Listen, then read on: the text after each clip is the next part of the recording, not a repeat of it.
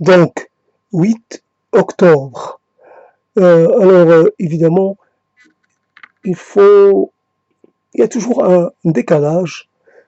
Le décalage peut être long ou relativement court, mais au minimum, mais il est toujours euh, très, très influençant, très impactant. Donc, le décalage entre une émergence et puis ce que l'on va faire avec cette émergence. Alors, il y a eu quelque chose qui a pointé en rapport avec la fonction de la parole et en quoi c'est un élément très indiquant. Pourquoi la parole est aussi importante? Évidemment, dans un lien organique, charnel entre l'écrit et le récité, il n'y a pas de différence. Ça se vit de façon, comment pourrais-je dire, de façon totalement,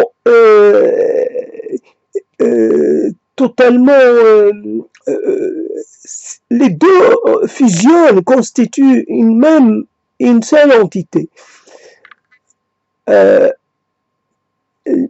Lire, c'est parler, c'est oraliser.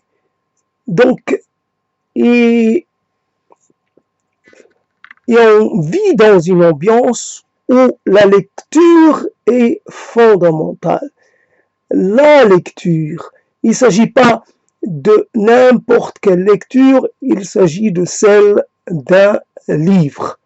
Alors, si les protestants ont un livre qui est l'Ancien Testament, par exemple, peut-être aussi le Nouveau, mais je ne sais pas l'importance qu'il a, le Nouveau Testament. En tout cas, l'Ancien Testament, et on sait l'importance, j'allais dire, numérique.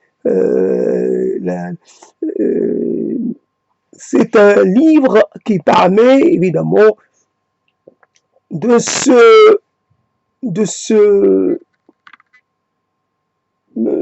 vraiment d'avoir à sa disposition énormément d'histoires, de références, de plongées dans les mythes fondateurs, dans les récits je sais quoi. Voilà, un livre que tout le monde va côtoyer, va connaître de façon permanente, va fréquenter de façon permanente, et il constitue un peu l'alpha et l'oméga. Hors de ce livre, il n'y a rien d'autre. C'est un livre qui constitue la base même le corps même le corps doctrinal, le corps physique d'une conversation, d'un échange. Vous ne pouvez pas parler sans ponctuer votre parole d'une référence au livre et à la Bible. Et donc, d'une certaine façon, oui, la Bible, évidemment, constituée la Bible, Ancien et Nouveau Testament, donc c'est ça qu'il fallait dire. Donc, vous avez un exemple ici, là, quelque chose qui pourra appuyer votre parole, l'argument que vous êtes en train de développer. En général, vous n'avez pas d'argument propre. Vos arguments, ils vont toujours dans le sens du livre, dans l'idée que vous avez, que vous êtes obligé de rappeler les lignes tracées par le livre. Rappel de la loi et rien d'autre. La loi qui s'applique à tous et non pas une interprétation personnelle et singulière de cette loi. Donc la loi. Alors pourquoi peut-être les protestants étaient peut-être plus à même de lire, etc. Parce qu'ils avaient ce rapport organique avec le livre. Et une partie des musulmans ont aussi un rapport organique avec un livre. Ça ne veut pas dire qu'ils sont tous, et loin de là, capables de le lire. Donc la partie de la population qui était capable de le lire et de le réciter ou de le psalmodier, ou de le faire entendre à d'autres, ne s'en privez pas. Donc, un livre qui par sa conception, par sa composition, est un livre monde, comme on dit, c'est un livre univers. Il offre toutes sortes de corps célestes. Il y a de quoi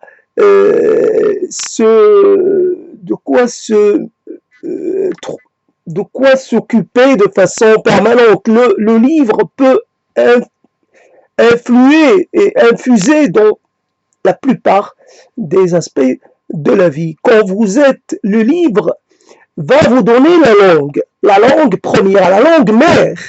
Le livre père qui donne la langue mère, qui donne la façon d'avoir rapport aux mots. Vous ne pouvez pas sortir de ce livre, ou presque. Il y a bien entendu des exceptions à la règle, mais on voit que le livre, il demeure la référence commune à tous, même à ceux qui ne parlent pas et ne comprennent pas l'arabe. Le livre demeure une référence. Et on entend l'oralisation, et on l'entend partout. Donc, on fait confiance et on s'appuie sur le texte dit. Alors, la fonction de la parole, et quand on reprend la parole après beaucoup d'années, on se retrouve finalement on se retrouve à faire la même chose, non pas à imiter, mais à s'aligner sur la pratique qui était la pratique ordinaire. Je deviens parleur, voici, rien de plus. À mon tour, je suis je suis la voix du prophète qui était aussi un homme de parole, un homme d'apostrophe, un homme d'interpellation, un homme d'adresse, un homme qui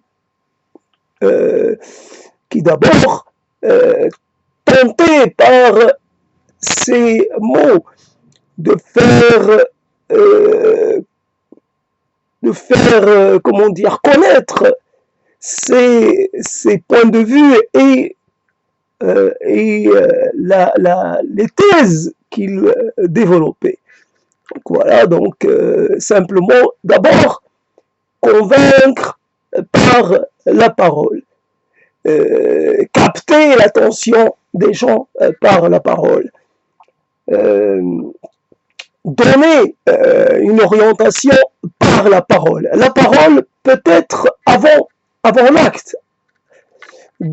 Avant l'acte qui va être un acte d'imitation. On s'appuie plus sur les propos prêtés au prophète, plus que sur les actes du prophète. Pour s'orienter, il faut revenir à une parole, quitte à ce que cette parole soit hypertrophiée, mais n'empêche que c'est comme ça que ça se passe. Donc on voit l'importance de la parole.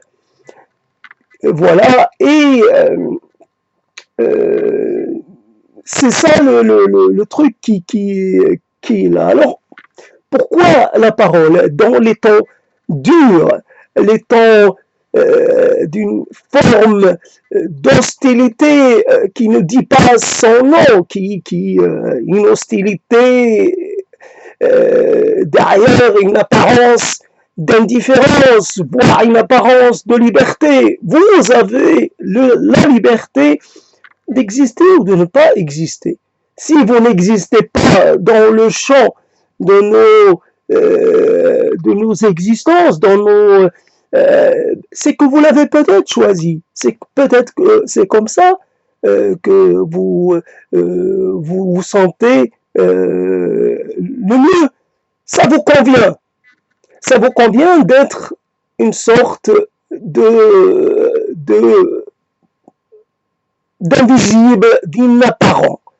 C'est quand même un drôle de renversement, comment dire, rhétorique, ce n'est pas ça la réalité. La réalité, c'est que chaque être humain cherche finalement à faire corps avec ce qui l'entoure. Et l'impossibilité de faire corps, l'impossibilité de faire communauté, voilà, de faire collectivité dans les faits, non pas en parole, en théorie, en projet, c'est le concret qui compte, c'est le concret de tout un chacun, c'est comment une personne va avoir un rapport à vous, comment elle va maintenir une distance ou pas, comment elle va un peu essayer de faire disparaître le côté un peu atavique presque de cette tendance au cloisonnement. Voilà. Et donc, il n'y a pas un effort de décloisonnement. On ne peut pas le reprocher à une partie ou à une autre. C'est quelque chose que tout le monde, finalement, fait, se cloisonner, s'enfermer d'une façon ou d'une autre dans une logique, dans une appartenance, dans une vision, dans une histoire, dans une idée, dans une explication, dans une rhétorique, dans une lignée, dans une vision, et que sais-je encore. C'est fait. Voilà donc la parole. Et on se retrouve plus parlant qu'agissant.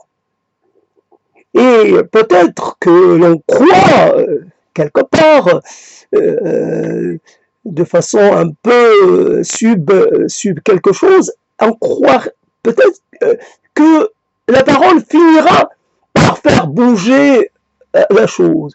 Et que quand Moïse ne va pas à la montagne, ou je ne sais pas comment on dit, la montagne va...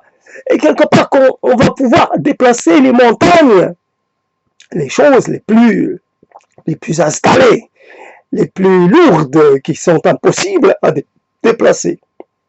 Peut-être qu'avec la parole, on va déplacer les lignes de séparation. Peut-être qu'on va les faire même tomber. Il n'y aura plus de no man's land, il n'y aura plus de comment on appelle ça, de ces il n'y aura plus de mirador, il n'y aura plus de garde, il n'y aura plus de fil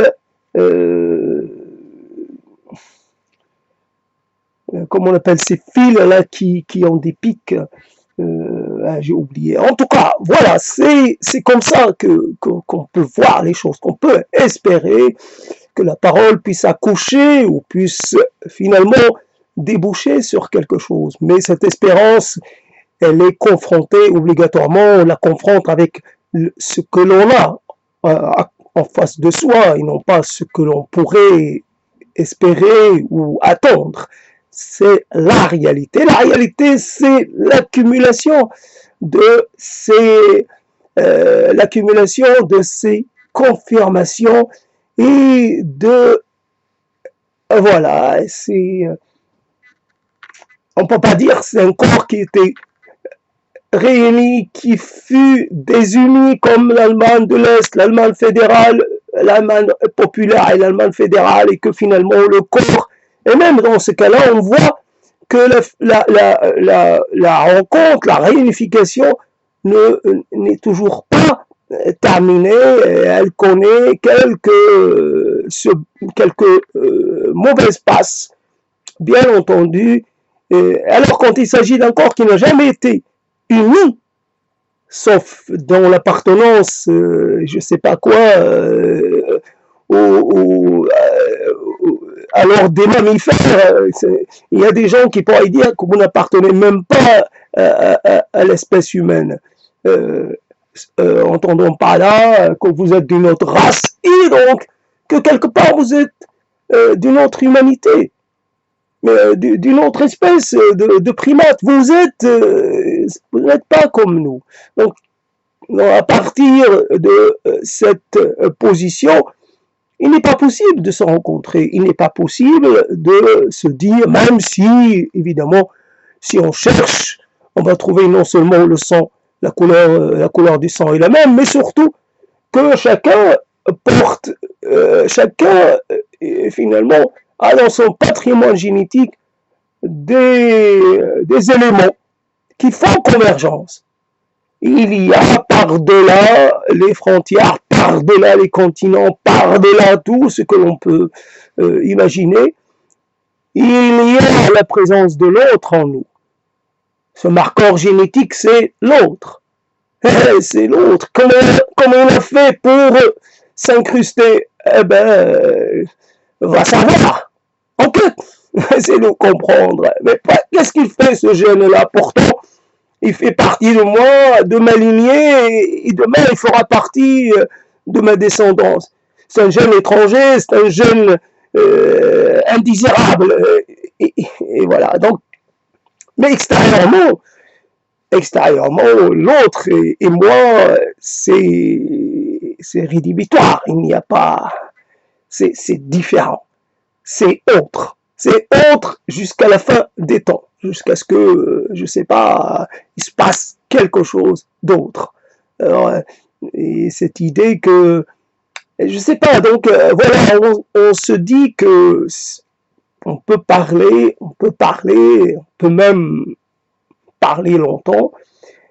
Simplement dans cette histoire de parole, pourquoi la parole, un peu de cette nature, elle est un peu pléthorique, un peu en excès. Ce n'est pas comme la parole qui est dans un contexte qui impose une certaine rigueur et une sorte de contrôle sur soi.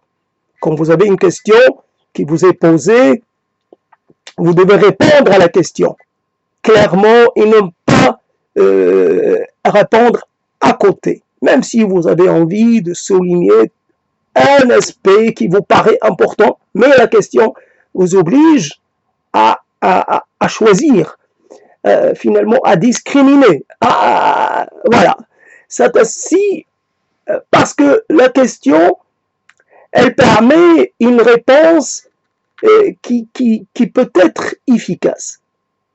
Vous devez, pour que ce que vous allez dire soit finalement bien perçu et bien compris et peut-être bien assimilé, qu'il en reste quelque chose, vous devez vous retenir d'ajouter des éléments supplémentaires, quitte à frustrer votre interlocuteur. Il vous pose une question, vous lui répondez deux phrases, vous lui répondez vous doublez le nombre de phrases.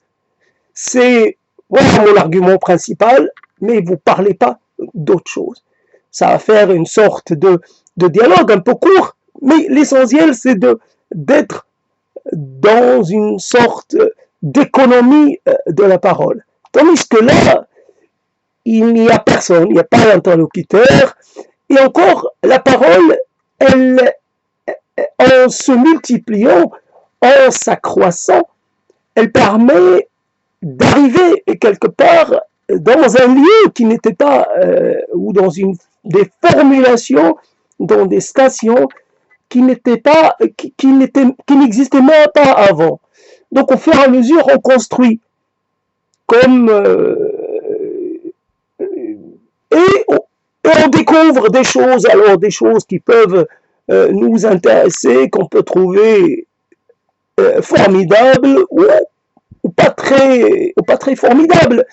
L'essentiel, c'est que plus on parle et plus on se donne la chance ou l'opportunité d'avancer. Alors, c'est quoi le lieu, l'ultime point d'achoppement, c'est à quel endroit se trouve à l'horizon ultime de la parole, horizon au-delà duquel il n'est plus il n'y a plus besoin, il y aurait plus de nécessité à parler.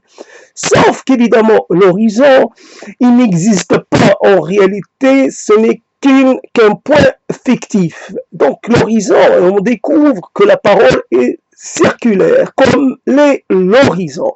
Donc la parole tourne autour.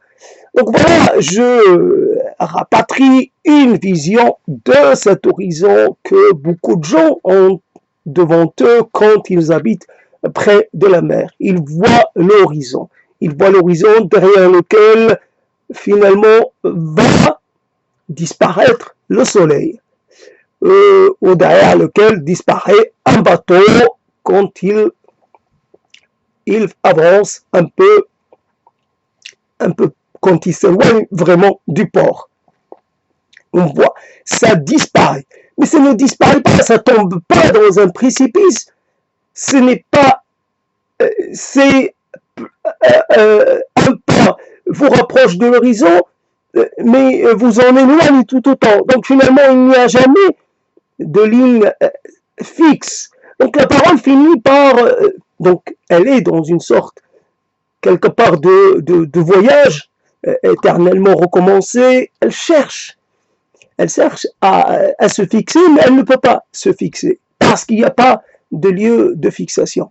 Donc elle tourne en rond aussi, là il y a un problème. Mais voilà, alors il y a des choses qu'elle a déjà peut-être vues, elle essaie de les revoir en espérant y trouver quelque chose qu'elle n'aurait pas vu. Voilà, on essaie de voir si on ne peut pas formuler les choses qu'on aurait déjà formulées d'une autre façon, comme le réel. Et évidemment, le réel, le réel, il est multi-horizon. Il n'est pas qu'un horizon, il est une infinité d'horizons. Donc l'horizon géométrique, l'horizon réel, il est limité parce qu'il n'offre rien d'autre qu'une seule vision. Alors tandis qu'en soi, on a une multiplicité de visions. Et quand on passe d'une langue à une autre, quand on oralise, par exemple en arabe et en arabe dialectal ou en arabe littéral, et là on se retrouve là aussi dans une sorte d'équiper, une sorte de traversée de je ne sais quoi, une sorte non pas un voyage, mais on est à nouveau dans quelque chose qui se forme et se reforme à l'infini, sauf que elle se reforme pas de la même façon. Il y a quelquefois, évidemment, il y a des correspondances, il y a des rencontres, il y a des similitudes, mais il peut y avoir, ne serait-ce qu'au niveau de l'écho, au niveau du rythme, au niveau de ce que ça laisse entrevoir. Donc la parole est basée énormément sur des pré-paroles que l'on finalement dont on se saisit au fur et à mesure. Il y a là une phrase toute prête à l'emploi, il suffit voilà de la prononcer et ça y est. Et on est un peu identifié comme ça à quel moment temporel appartient à une personne si elle utilise telle ou telle phrase type. Voilà. Donc, comment la parole. Et voilà, j'avais envie de dire ça, mais j'ai mis du temps entre le moment où c'est monté, entre le moment. Donc, il y a quelque chose qui s'est perdu de cette sensation. Alors, on arrive dans un autre moment, un moment qui, on interroge en parole. On interroge en parole pourquoi je le fais seul, parce que je veux faire avec quelqu'un. il n'existe pas le quelqu'un idéal ou correspondant aux besoins que il, pour des raisons multiples, cette chose-là, elle est presque destinée à rester en soi. Quand on a un monde qui est toujours sur le point, qui est en permanence et de plus en plus sur le point de s'effondrer. Alors toutes les paroles que l'on pourrait être amené à dire, ces paroles-là, ces paroles sont finalement menacées de... comme si elles perdaient de leur intérêt, voire de leur légitimité, voire de leur pertinence, parce que cet élément dit dissonant, cet élément diffractant, cet élément éclatant, cet élément qui va faire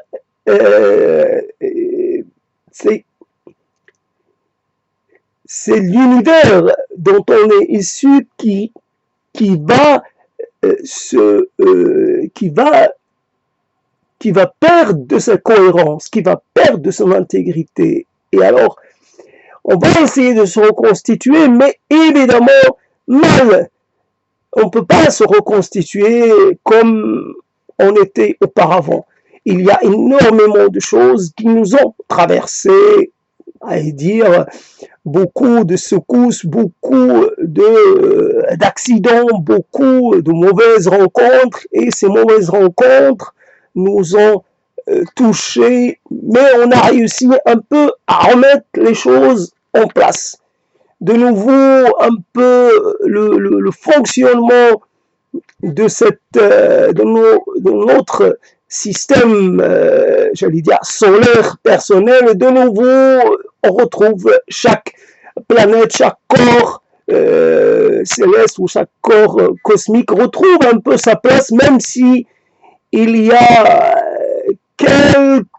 le temps de l'adaptation peut être long, et même si quelque part un corps va se retrouver un peu sur une trajectoire un peu différente. Et imaginons que ce soit une comète, par exemple. Cette comète, elle avait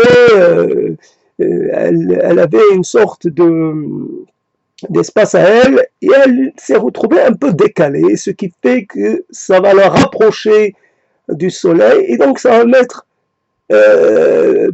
fin à sa vie précocement, de façon un peu brutale. Elle avait encore une certaine, ou alors, je sais pas, un corps astral qui va tomber dans Jupiter, qui va être avalé par Jupiter, donc, alors qu'en fait, finalement, ce corps allait pouvoir, c'est tout, c'est peut-être pas important. Une comète, un petit astéroïde, c'est peut-être pas important, parce que, mais il peut y avoir plus. Alors on peut dire que dans ce mouvement de retour à l'équilibre, il y a des drames.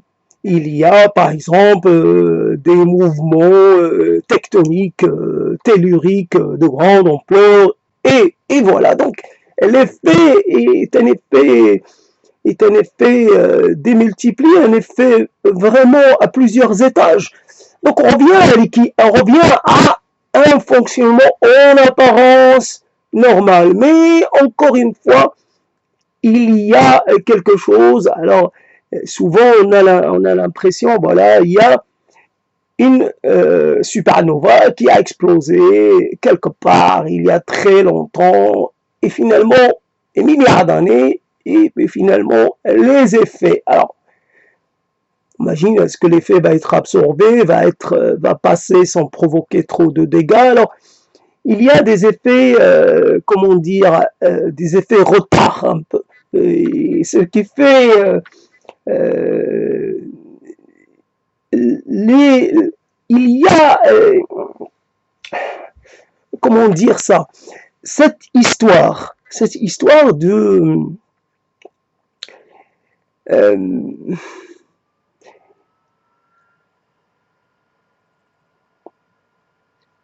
la cohérence, j'allais dire,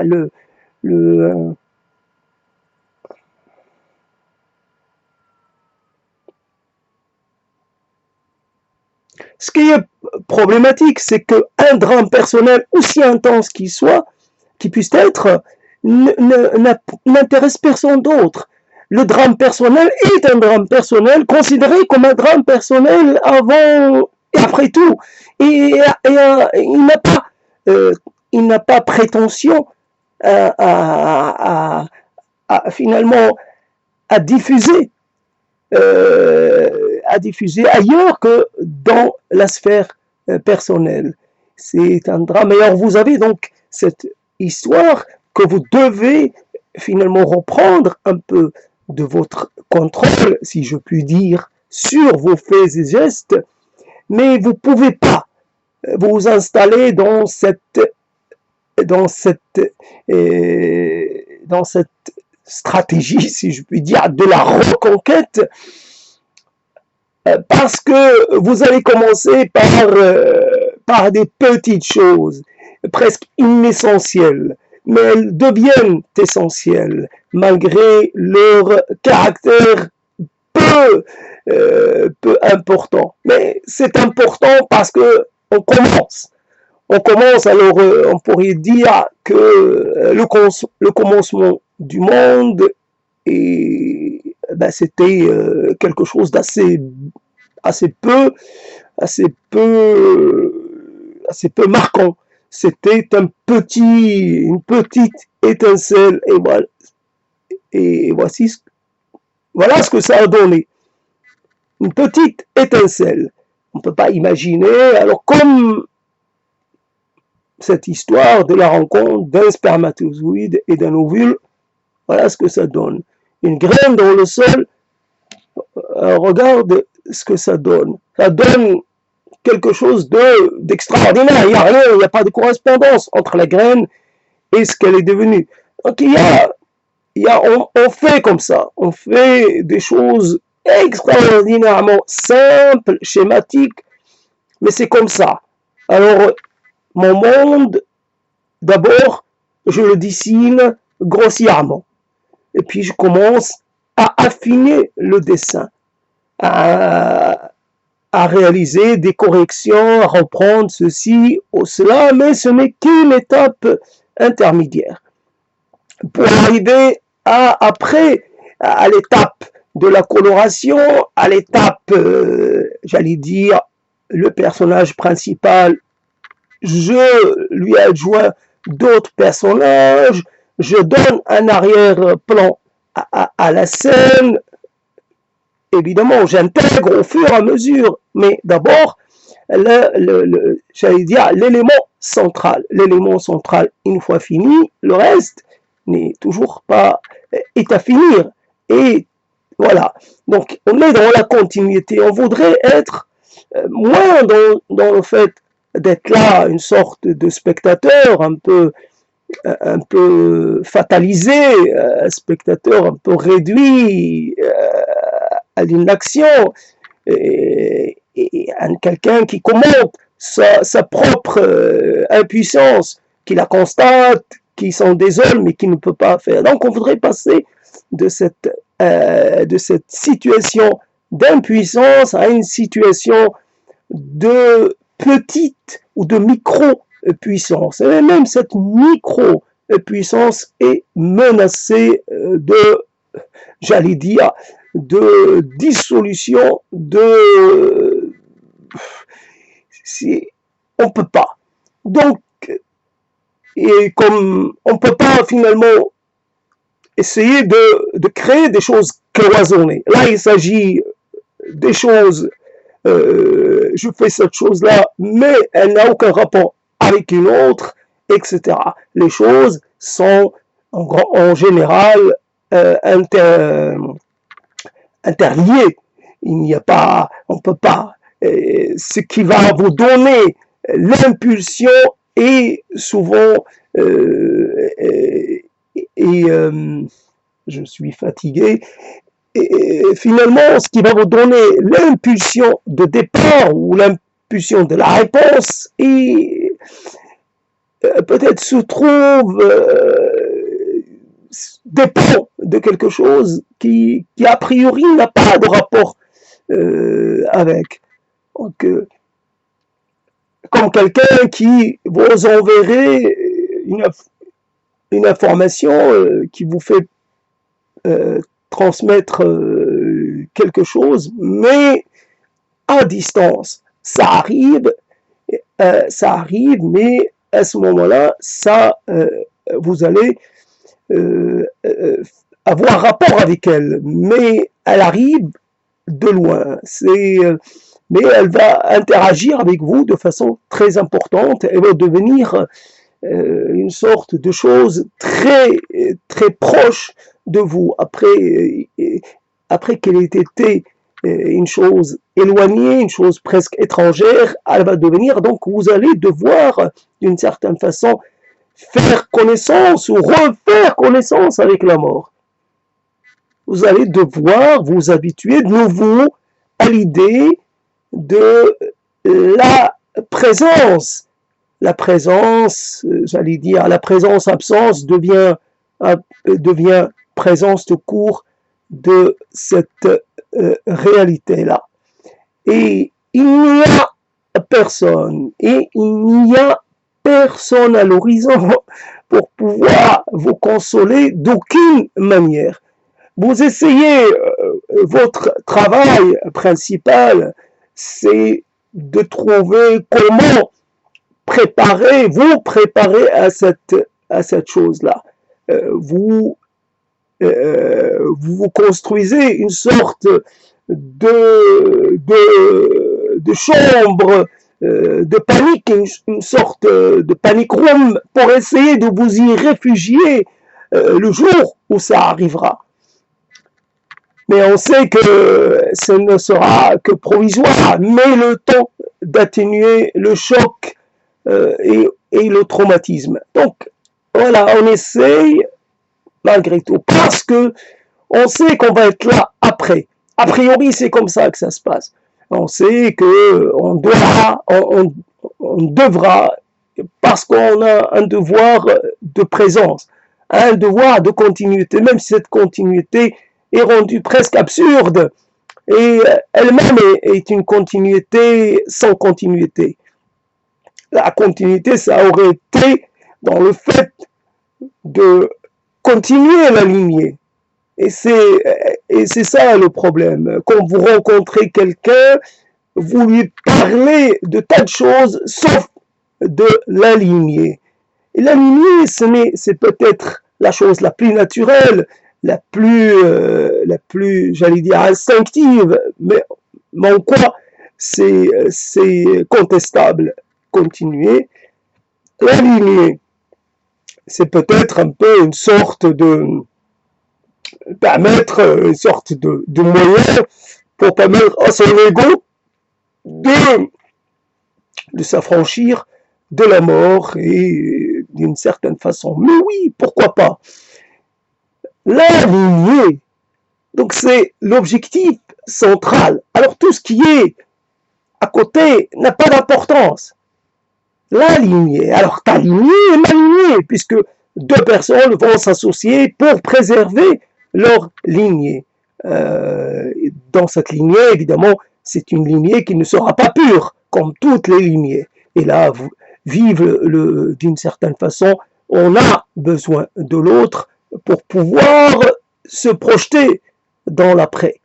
C'est comme ça, l'autre, sans l'autre, on ne peut pas le faire. En tout cas, pour l'ordre des mammifères, pour d'autres, c'est possible, mais nous avons besoin. Donc, l'objectif principal et qui doit un peu préempter tous les autres, donc avoir mais on n'arrive pas donc après il y a les à côté qui vont prendre l'ascendant sur l'objectif premier, les à côté, les choses vraiment de peu d'importance.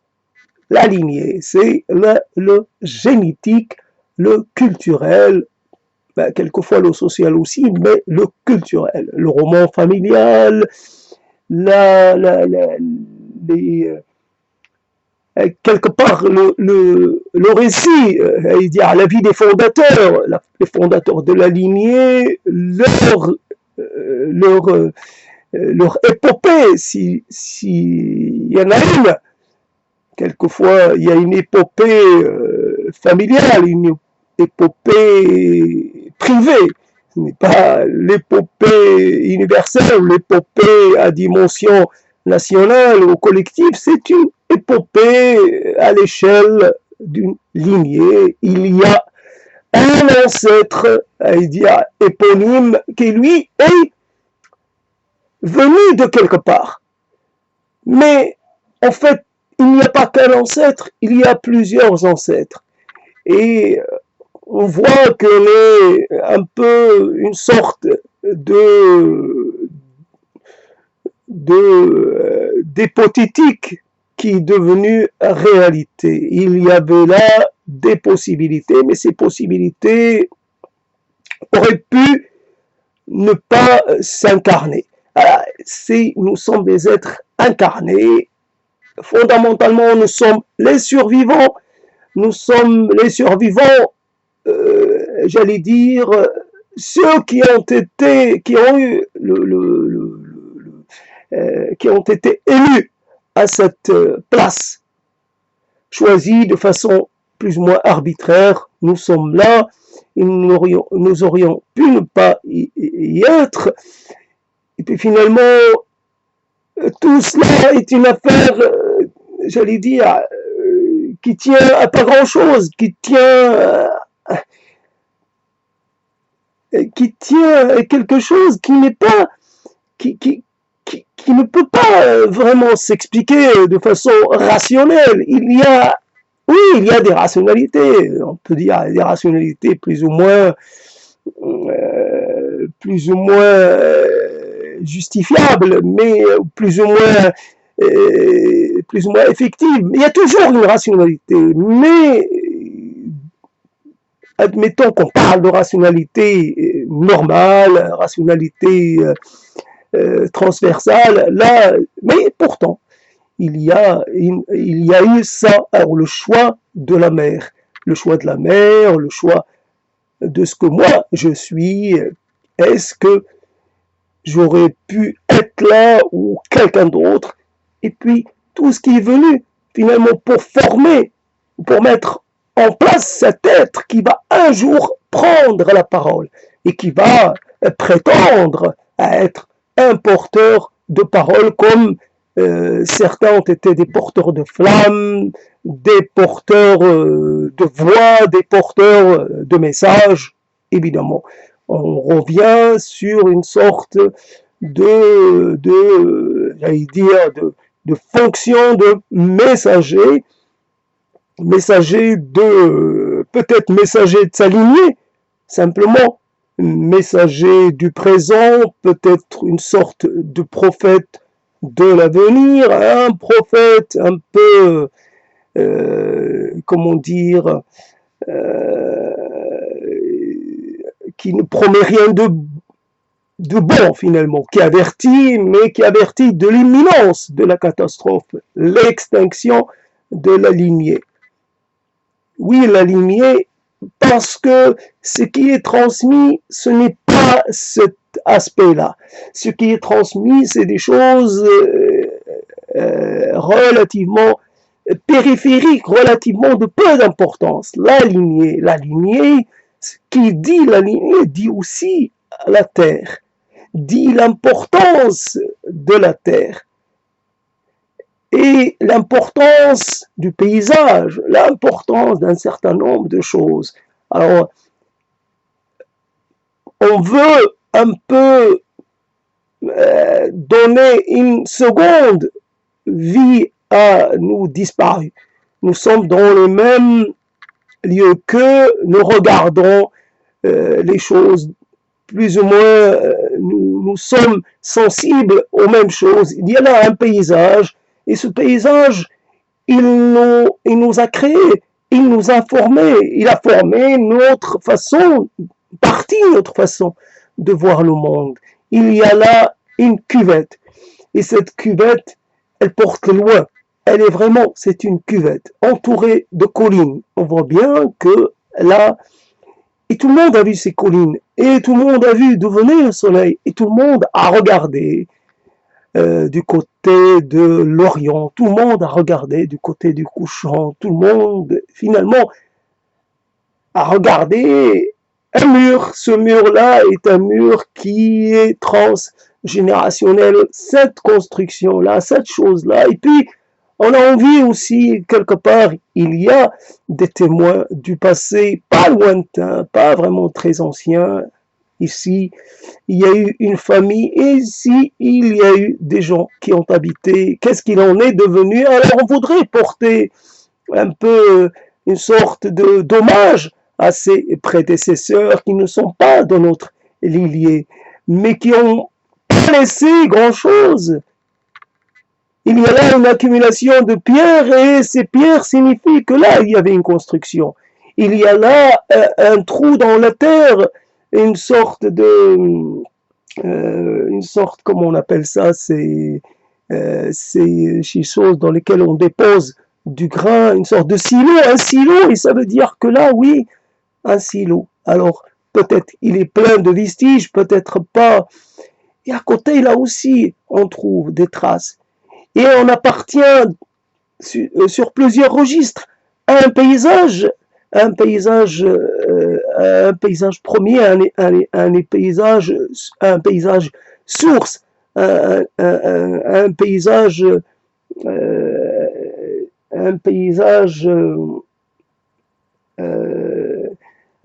référentiel, un paysage donc partout où on va transporter ce paysage avec soi. On ne peut pas le remplacer par un autre. Alors, quand on est dans une sorte de présence qui finalement n'a rien qui correspond avec ce paysage, on est dans la négation de soi. Et cette négation, elle se continue sur des temps presque interminables. Ça dure depuis très longtemps. Et la rupture, la séparation, elle ne cesse elle ne cesse de se pérenniser. Voilà, on voit les dégâts sur l'âme, on voit les dégâts sur la capacité d'entrevoir, de sentir, d'avoir de la vision. Ma vision est, d'une certaine façon, est rendue inopérante par ces horizons, par ces murs, par ces paysages qui ne sont pas les miens et qui ne seront jamais les miens, même si j'y passe toute ma vie, enfin, la plus grande partie de ma vie. Donc, parce qu'ils appartiennent à d'autres, d'une certaine façon, parce que je suis dans un espace qui n'appartient à personne. C'est un espace tellement partagé que finalement, il ne nous enracine pas. Donc voilà la fonction de la parole et comment elle se fait, comment elle se développe et comment la parole, c'est une chose, c'est un motif qui fait naître un autre motif, et ces motifs finalement entrent en expansion, évidemment pas de façon illimitée, mais jusqu'au moment où finalement l'effet, j'allais dire, la force qui leur a donné naissance, ça m'émise et perd de son, j'allais dire, la force d'inertie créée par la parole première finissent par s'estomper. Il y a un temps un temps pour parler qui peut être long ou moyennement long, mais qui est quand même assez conséquent. Donc on parle, on s'adresse quelque part à soi-même, puisque a priori il n'y a pas, il y a rien d'autre que soi. C'est la question. Il n'y a rien d'autre que soi. Et même si on met ces paroles dans la bouche d'autres personnes, ce n'est pas leur parole. C'est une parole propre à soi. Mais évidemment, soi et les autres, c'est un peu très difficile à séparer. C'est quand je parle de moi, je parle d'un autre qui pourrait me ressembler, qui pourrait être mon jumeau, mon correspondant en tout point de vue, mais je parle de moi parce que c'est ce que je sais faire de mieux, mais même si quelquefois je n'y arrive pas parce que ce n'est pas si évident que cela. Alors, donc, des tas de gens ont voulu croire que pour chaque problème, moi aussi d'ailleurs, chaque problème, il y a une solution. Et on se rend compte que ce n'est pas la réalité, si on doit la nommer ainsi. La réalité n'est pas une chose que l'on peut entreprendre de façon méthodique et que même dans les choses un peu dites scientifiques, dites sciences dures, il y a l'élément aléatoire, accidentel, ça a joué dans plein de situations et ça nous a finalement bien servi à beaucoup de points de vue et ça on peut pas entreprendre une conquête méthodique de soi et de sa réalité première et de sa réalité particulière et sa réalité générale parce que ce n'est pas impossible. Et il y a toujours des angles morts. Et c'est ça le problème. L'angle mort que j'ai du mal finalement à sentir, je sais que l'angle mort, il est du côté gauche. Quand on est droitier, je ne sais pas ce qu'il en est. Pour les gauchers, il est du côté gauche. Donc impossible, encore j'ai un doute. Donc je crois à la réalité de l'angle mort, mais j'ai un doute. Donc l'angle mort, ce serait de voir sur les côtés sans devoir bouger la tête. Je vois qu'à gauche, j'ouvre. Donc l'angle mort, la chose qui vous échappe parce que c'est comme ça. Parce que vous n'avez pas la capacité de tout voir, de voir un peu sur la totalité du spectre. Vous ne pouvez pas entrevoir tout ce qu'il y a. Des choses existent, mais vous n'y avez pas accès. Il vous faut un concours de circonstances quelquefois extraordinairement favorable pour vous permettre d'aborder quelque part dans un lieu ou dans un monde qui va peut-être vous être, qui va être accueillant peut-être, qui va vous favoriser. Mais il y a aussi l'inverse. Mais je voulais parler de cette histoire de la réalité et on se rend compte que la réalité n'est pas sécable, si je puis dire, et elle est un tout et vous avez déjà, vous naissez déjà avec des handicaps, avec des impossibilités, vous naissez avec vos propres limites et vous allez essayer de vous en émanciper, de les ignorer, mais au bout d'un moment, vous allez devoir y faire face. Peut-être pas les mêmes limites, mais peut-être d'autres. Mais le concept même de limite est un concept auquel vous devez vous soumettre. Voilà, tu es mon maître et mon Seigneur, je me soumets à toi. Limité parce que chaque moment qui vient m'en apporte la preuve. Ma cognition est une cognition limitée. D'ailleurs, elle a tendance plutôt à stagner, à tourner en rond. Quoi que je puisse en dire, c'est une cognition qui est prisonnière d'un schéma de pensée, d'un schéma de perception. Je ne peux pas percevoir ce que je n'ai pas l'habitude de percevoir, parce que ça dépend de ma langue, parce que ça dépend de mon inscription dans quelque chose qui m'était d'antérieur, parce que j'ai hérité de certaines limites, parce que il y a les interdits. Alors évidemment, c'est facile, on vous dit cette chose vous est interdite, mais ce n'est pas une limite, parce que vous pouvez transgresser un interdit, mais vous ne pouvez pas transgresser une limite. Vous ne pouvez pas la considérer comme quelque part une sorte de... vous ne pouvez pas la contester parce qu'elle n'est pas que culturelle, elle n'est pas que circonstancielle, elle a un caractère, j'allais dire, d'absoluité évident. Mais vous parlez de l'absolu sans savoir exactement ce que c'est que l'absolu. Vous utilisez des catégories de jugement ou de perception ou de différenciation, mais vous ne savez même pas ce que c'est qu'un concept. Mais si, parce que un concept, c'est aussi fonction de l'usage que l'on fait, et puis de l'utilité que ça pourrait avoir pour nous. Il y a des concepts qui ne sont pas du tout opératoires dans notre vie, et finalement.